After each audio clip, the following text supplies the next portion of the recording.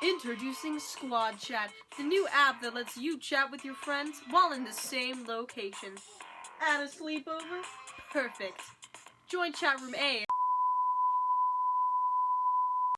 We interrupt your scheduled programming for a very important message.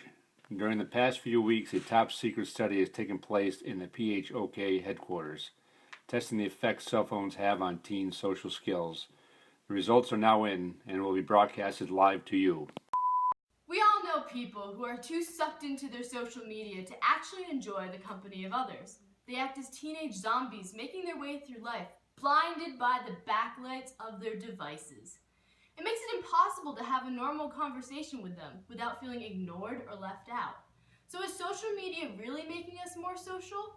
Or is it doing the opposite? We now have the answers. Here at PHOK, we have conducted a series of 3 tests to observe the power cell phones have on young minds. The first consisted of testing for dissociative disease. Being constantly connected to gadgets is akin to what psychologists call a dissociative disorder. Dissociation generally means not being connected, and in its extreme form is the hallmark of a true mental illness. Each patient was given a phone. After they had been absorbed for approximately 20 minutes, we sent in a distraction behind them. Let's see how they reacted. As you may have noticed, not a single girl has reacted to the sword fight happening behind them. The brain is so focused on what is happening on the screen, it tunes out the world around them. This phenomenon can be related to a lunch table situation where all are on their respective phones.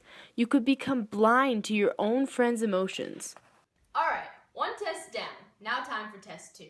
According to Dr. Joseph Mercola, a fellow colleague of mine, online friendships, while certainly valuable in many ways, lack the ability to provide us with opportunities for deep and lasting emotional closeness. We sent 3 strangers into the lab equipped with phones and told one girl to share a cat video with the other 2. Let's take a look.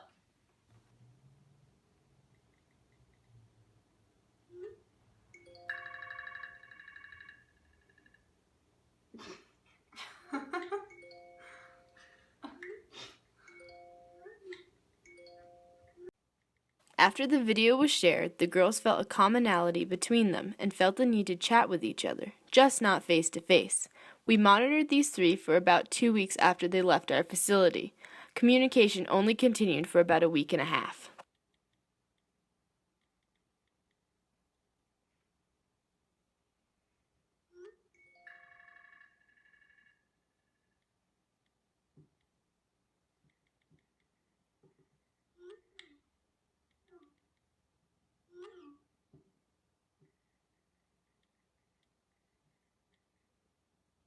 Some may believe social media connects and increases interaction between people who don't know each other well.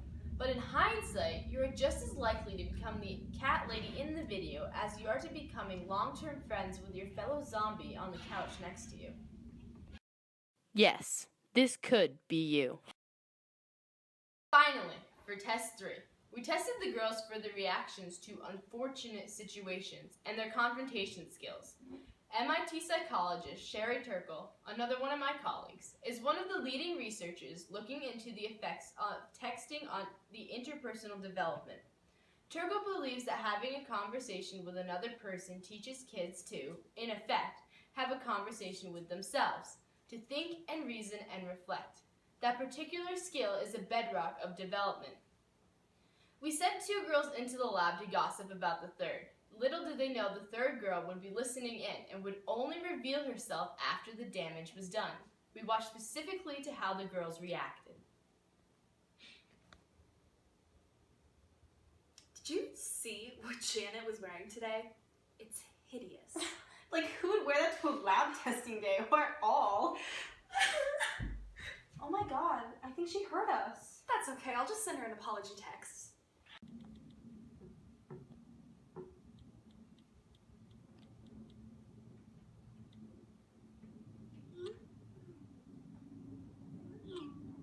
See? Everything's fine.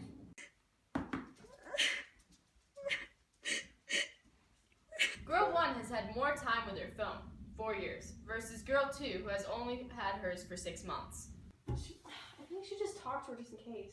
As you can see, Girl 2 has had less experience with texting apologies and can relate on a more personal level to the girl who was hurt.